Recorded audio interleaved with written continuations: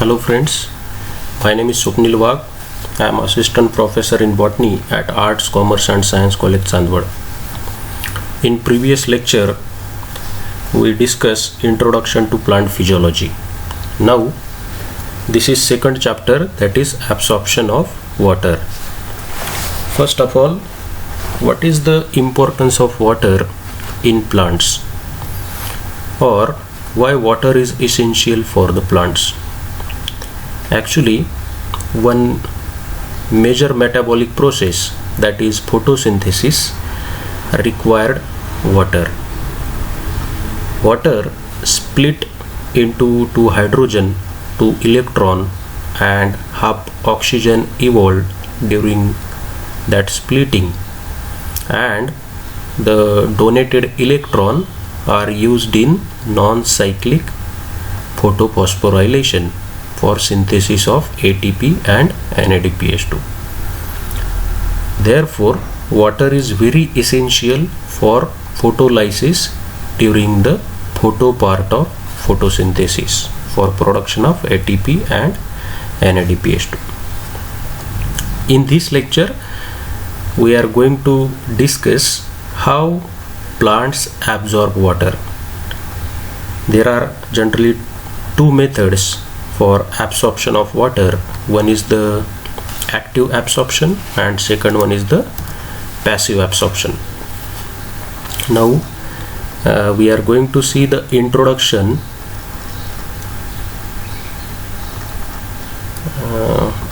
See, water is fluid of life because of all living things including plants made up of 80 to 90% of water. Actually, plant cells or protoplasm of cells is made up of 95% of water. Therefore, it is also known as fluid of life. All living things including plants made up of 80 to 90% of water.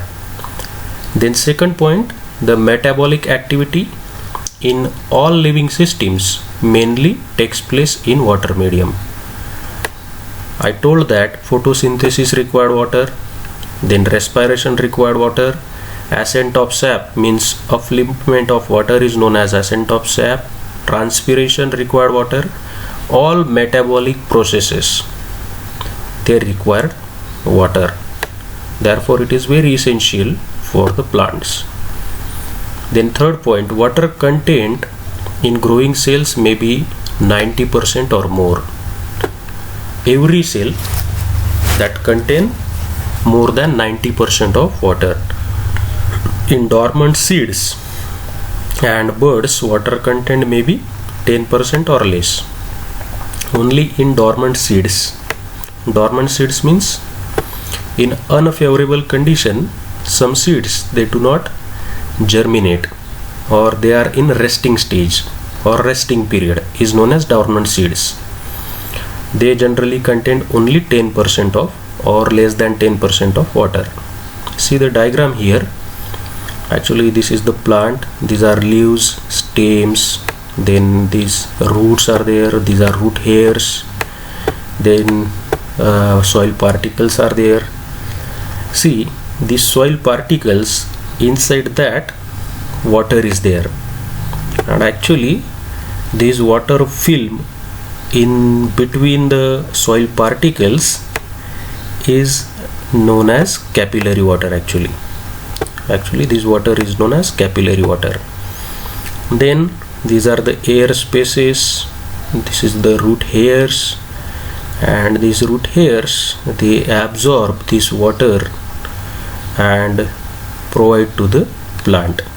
This is actually the absorption of water through soil particles.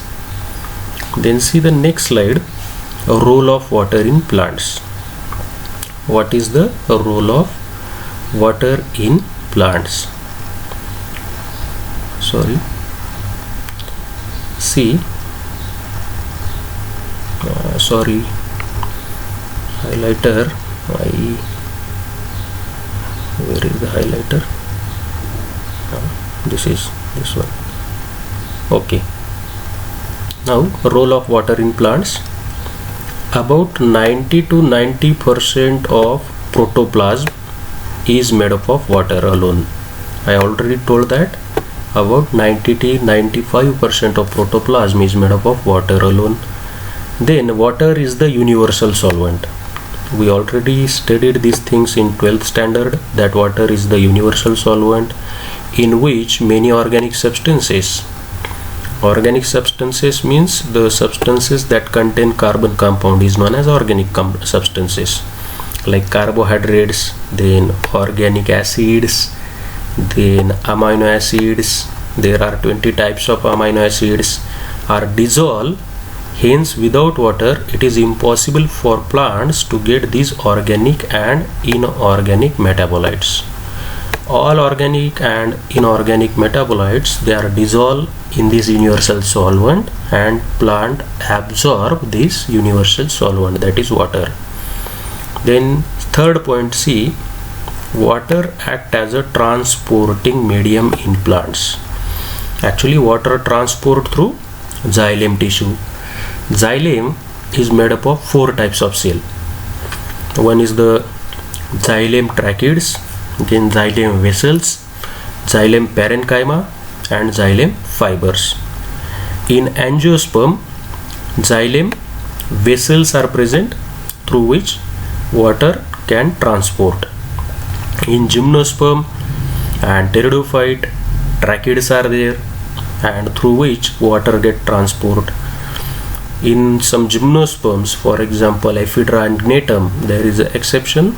These 2 plants are exception in which vessels are present. Means vessels and tracheids are the cells of xylem. They are responsible for transportation of or transfer of water from one place to the another, and actually when it get transfer, it transport another molecules also, organic and inorganic metabolites. Then see, water directly participated in all metabolic reactions. For example, photosynthesis. I already told that in photosynthesis water is required for photolysis. See the equation of photosynthesis: 6CO2 plus 12H2O in presence of sunlight inside the chloroplast. They form C6H12 and O6, means glucose molecule.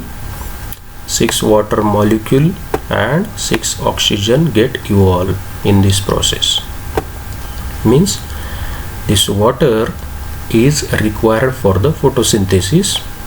In photosynthesis, actually it is required for the photooxidation or photolysis. This is the role of water in photosynthesis.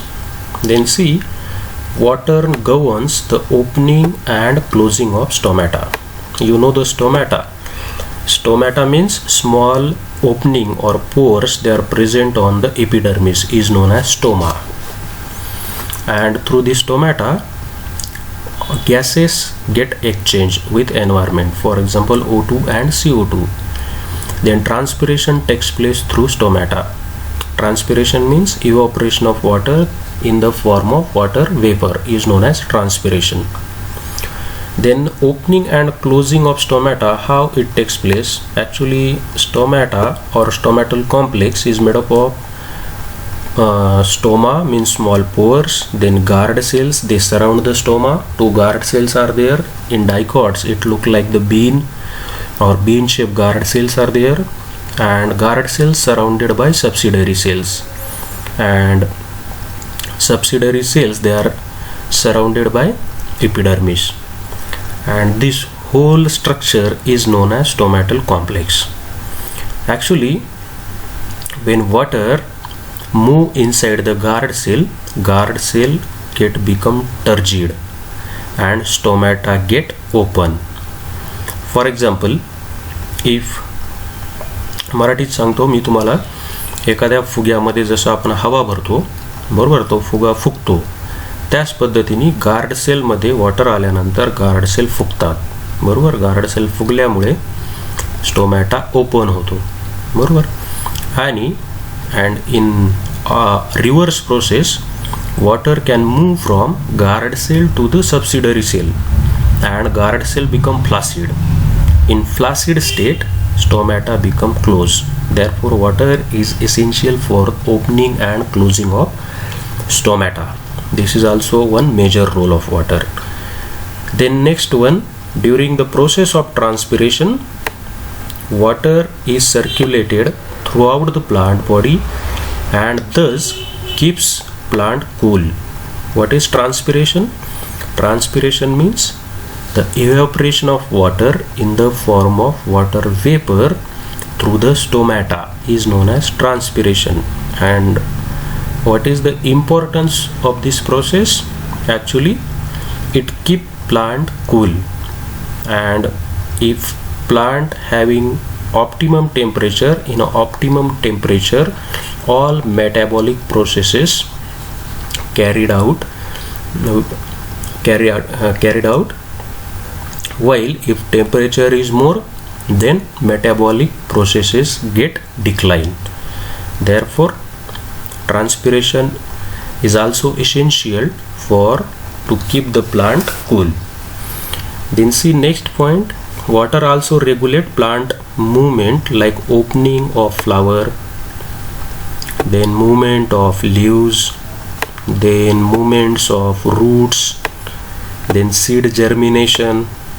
These all metabolic process, they are regulated by water. These are the roles of water in plants. Then see the next slide. What is our concept of water potential and the capillary water? What is meant by water potential and the capillary water? See the definition of water potential. Water potential is the potential energy of water per unit volume relative to the pure water under standard reference condition. This is the definition of water potential. Actually, water potential is designated by psi. This is known as psi, and water potential is designated by this psi. See, this is known as water potential. This is designated by psi W. Then what is meant by water potential? It is the potential energy of water per unit volume relative to pure water under standard reference condition. Water having some properties. Water always move from high water potential to the low water potential. That is, where water is more, from that side water move toward the low water concentration. Means water always move from high water potential to the low water potential. This is the important property of water. And second one, water always move from low solute concentration to the high solute concentration. Means if we take a beaker, two beakers A and B, in beaker A and both the beakers we take some solutions, equal amount of solutions, and if we add NaCl into the beaker A and beaker B without NaCl, then water move from beaker B to the beaker A. Why?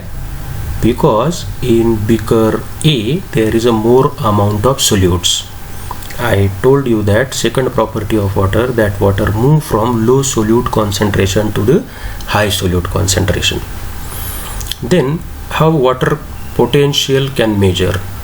Water potential quantitatively measures the tendency of water to move from one area to another due to the osmosis. Then gravity, mechanical pressure, then matrix effect such as capillary action, which is caused by the surface tension. These are some factors, they govern the movement of water. osmosis, gravity, mechanical pressure, matrix effect, and capillary action. These factors, they govern the movement of water from one place to the another. Osmosis means water move from high concentration to the low concentration through semi-permeable membrane, is known as osmosis. Then see the cell growth, then photosynthesis and crop productivity are influenced by water potential and its components. These three things generally influenced by water potential and its components. See the components of water potential. Actually, this is water potential, and this different component, they collectively govern the water potential. See, first one is the psi 0, it is the reference correction. Then second one, this is known as solute potential. It may be solute potential. It means if solutes are more in number in a particular solution, then the solute potential of the solution get increased. Then pressure potential, this pressure components, then this is the gravimetric component, then potential due to humidity, and last one is the potential due to matrix effect. These are the various components of water potential.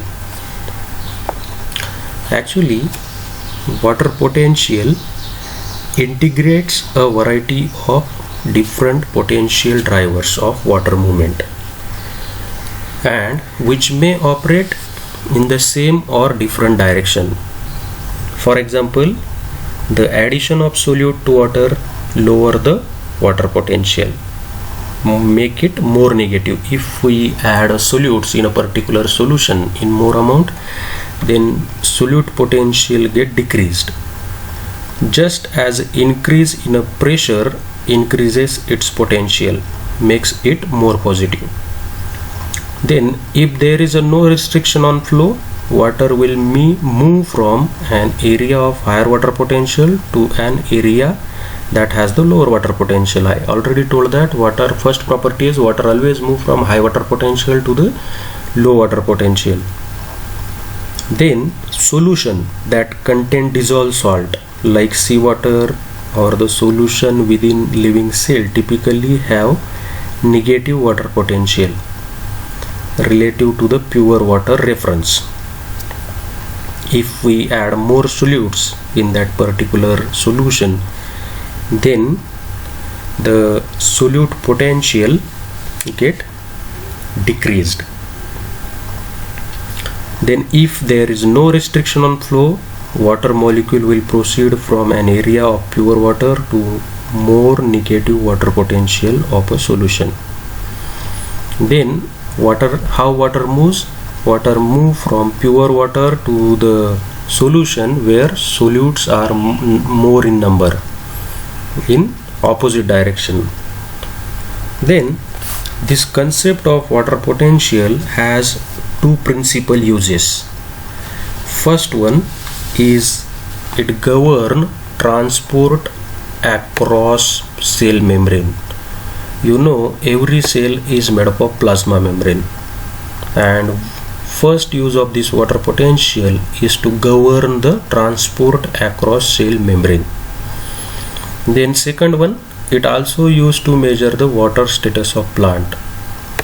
It also measure of the water status of plant. These are the two main uses of water potential, and it is designated by psi W.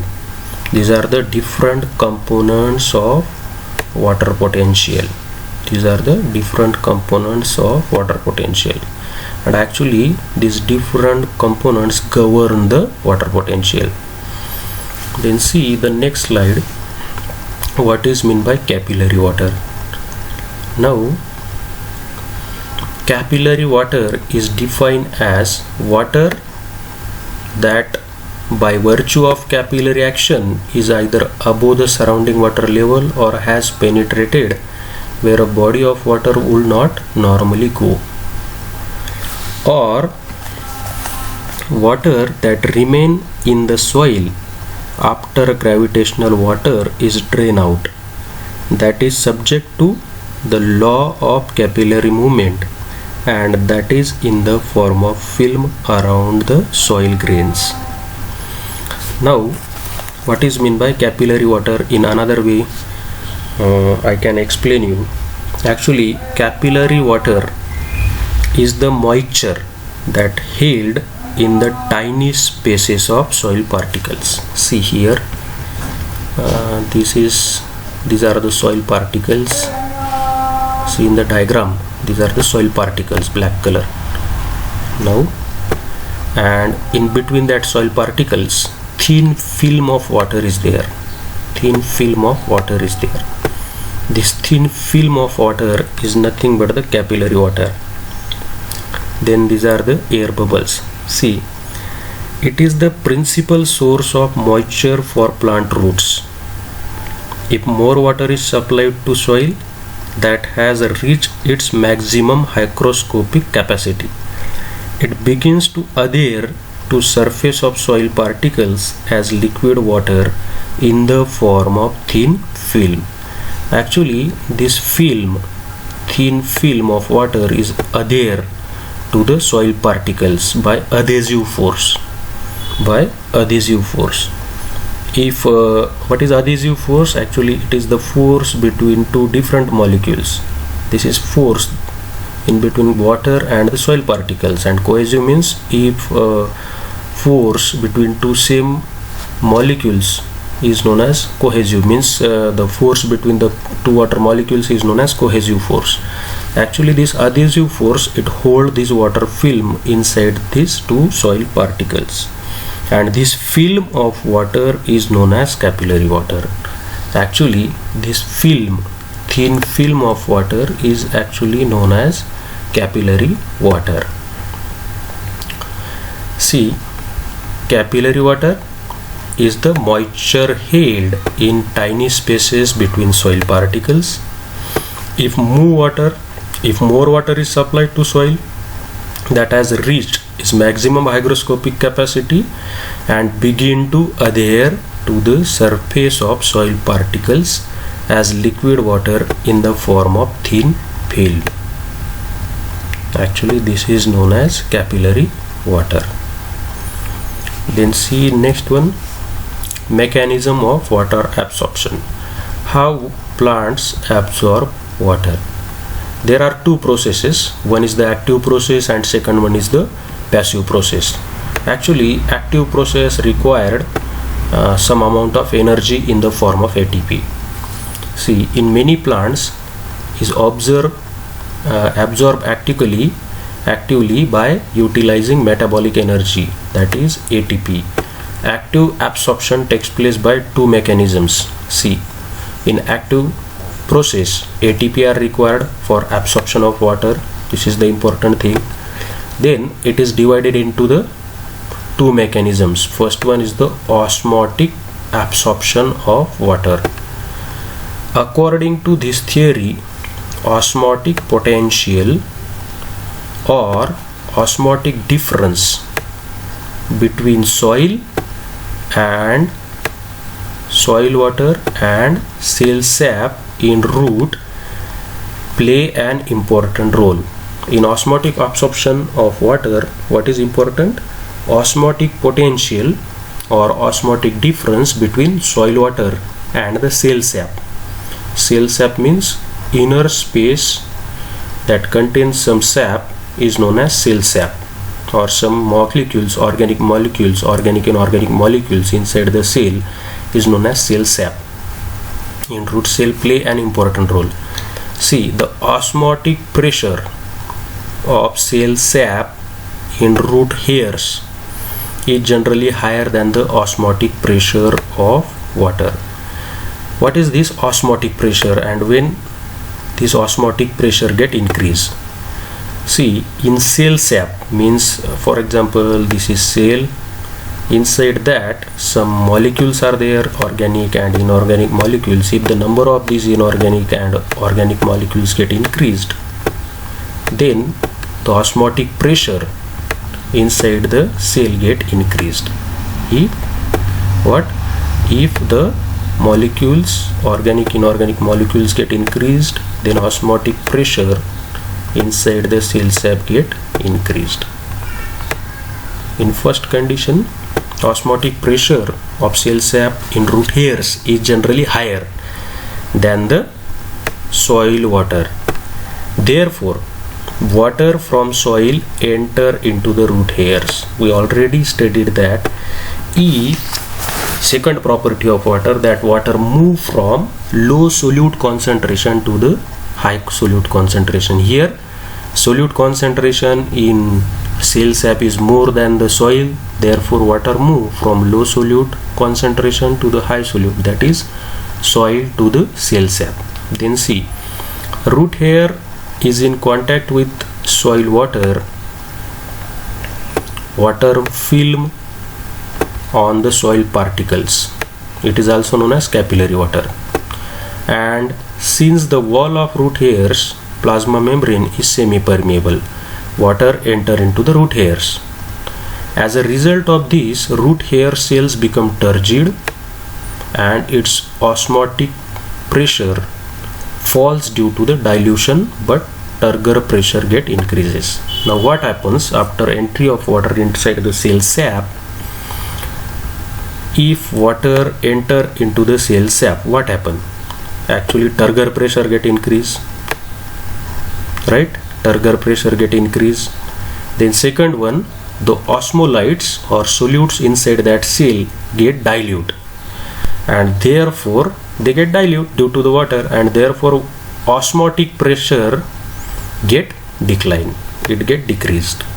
Now osmotic pressure get decline. See here, turgor get increased, turgor pressure, osmotic pressure get falls due to dilution, and turgor pressure get increased. Now the increase in the turgor pressure lowers its suction pressure as compared to the adjacent cell. What happens due to increased turgor pressure? Suction pressure get decreased. Suction pressure get decreased, and therefore difference in the suction pressure or osmotic pressure, water from previous cell enter into the adjacent cell. Now I summarize this active absorption, osmotic absorption of water. Again, if one cell is there, means root hairs are there, actually water move from soil to the cell sap, means inside the root hairs. When the osmotic pressure of root hairs is more, means osmolytes in root hairs or cell sap is more, then water move from low solute, that is soil, to the high solute, that is cell sap. When it comes inside the cell sap, the osmotic pressure get decline. Due to that, turgor pressure is get increased, and turgor pressure when increased, the suction pressure of that cell, particular cell, get decreased, and due to that the adjacent cell in which suction pressure is more, therefore it absorb that water, means due to the difference in the suction pressure, water move from previous cell to the adjacent cell. This is all about the osmotic absorption of water. Then see non-osmotic absorption of water, second point. Second mechanism, according to this theory, water move from soil into the root hairs, then into the cortical cells, then endodermis, against concentration gradient. Here actually ATP are required, because here water move against the concentration gradient. Means if cell sap having the more number of less number of solutes and soil having the high number of solutes, then water move against the concentration gradient, means high solute concentration to the low solute concentration. But property of water is that water always move from low solute to the high solute. But here reverse process takes place. And how it takes place? It takes place due to the use of energy in the form of ATP. Means water, here plant absorb water by root hairs through the soil by using the energy in the form of ATP. This is the non-osmotic absorption of water. Here directly plant used ATP for absorption of water, or directly used energy for absorption of water. This is known as non-osmotic absorption of water. Then see the passive absorption of water. Passive absorption of water, in which ATP, there is a no requirement of energy or ATP. It is known as passive absorption of water. There is a no need of ATP in the form, or energy in the form of ATP. See, in this mechanism, transpiration pull or transpiration force. What is transpiration? Evaporation of water through the stomata is known as transpiration. Is generated due to the stomatal transpiration. What generated? One pool, that is known as transpiration pool, is generated due to the stomatal transpiration, due to the loss of water through leaves, and which creates tension in xylem. That transpiration pool creates tension in the xylem cells of leaves. The tension is transmitted through continuous water column of xylem up to the root. This force then sucks water from soil into the cortical cells through root hairs. Thus, in this entire process, water absorption, the root cells are simply passive. Non-active means there is a no use of energy, hence is known as passive absorption of water. See, this is plant, and these are the root hairs, then soil particles. This is xylem tissue. This is xylem tissue inside the leaf. Then this is epidermis of leaf. On that epidermis, some small pores are there, and these pores are known as stoma. Actually, these stoma, they are responsible for the transpiration, means loss of water through leaves in the form of water vapor. Due to this loss of water, here transpiration pool is created, and that transpiration pool actually create tension in xylem tissue, and this tension in xylem cells transmitted through continuous column in the xylem up to the root. This tension create a continuous column of water in xylem up to the roots, and therefore it actually suck the water from soil. Therefore it is known as passive absorption of water, because there is a no need of ATP or energy in the form of ATP. Only here transpiration is required. More is the transpiration, more is the absorption. Less is the transpiration, less is the absorption of water. This is the second mechanism or second theory. It is the passive absorption of water, or it is also known as transpiration pool theory. Then see factor affecting the rate of absorption. Which factor generally affect the rate of absorption? See, first one, external environmental includes available soil water or availability of water. Actually, if water is available in sufficient amount, usually capillary water is readily available for absorption. With increase in water beyond soil capacity, aeration of soil is badly affected. Means water is insufficient amount is available, then absorption if water is more. And if water is increase beyond the soil capacity, if water is increased beyond the soil capacity, then what happens? Aeration of soil is badly affected and it may reduce the absorption rate. Therefore, water is insufficient amount is required, not more amount or not in less amount. Actually, it is required in a sufficient amount, and therefore maximum water in a optimum range can be absorbed by plant. Then see, second one is the concentration of soil medium.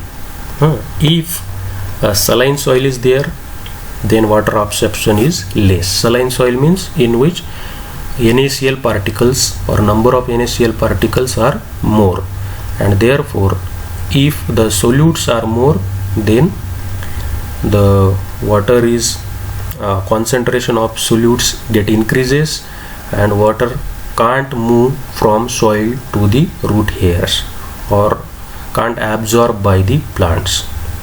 For that, the concentration of soil medium actually required in a sufficient, or water is required in that soil in the sufficient amount, not more solutes are present in that particular soil.